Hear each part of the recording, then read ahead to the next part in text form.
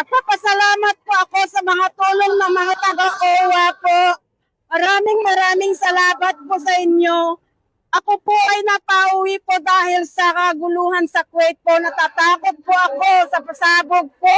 Hello guys, what's up? Once again, Palaboy OFW here. So for today's vlog mga idol, magbigay lang tayo ng reaksyon doon sa sinabi ni nanay. Siya ay takot na takot at siya ngayon ay nasa Pilipinas. Tama naman si nanay mga lodi. Talagang iba yung sitwasyon dito. Pero depende yan kung saang lugar ka. Siguro si nanay nasa bandang malapit siya.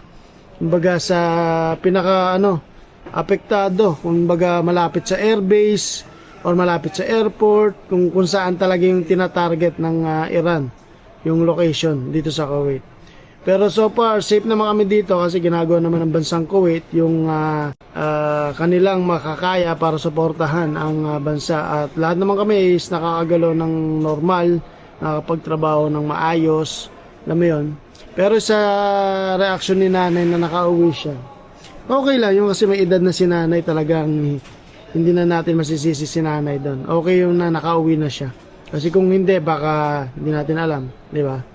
Pero so far maayos naman kami dito sa Kuwait.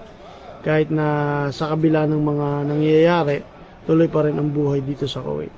So, yung iba may nagagalit dito sa mga kababayan natin na ang OA daw ni nanay, hindi natin masisisi yun kasi matanda na yun. Hayaan na natin yun kasi para na lang sa kapayapaan ng kanyang ng buhay niya.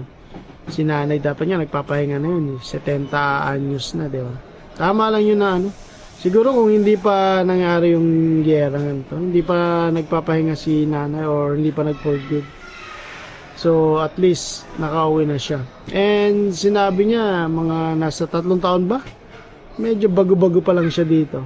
Pero ayos lang yun sa kanyang mga sinabi. Pero ingat na lang tayo mga kababayan. And sa lahat ng mga nakauwi, good luck sa inyo and congrats. And sana kayanin niyo yung buhay dyan sa Pilipinas sa kabila ng mga nangyayari, di ba? So, yun lang mga lodi. Ngayon okay naman, medyo maulan lang tsaka medyo baha-baha dito. Summer na kasi. Sana matapos na yung giyera kasi lahat apektado na. Lalo na yung walang resource ng mga gas and oil. Yun. So, yun lang mga lods. Palaboy OFW here. Mabuhay.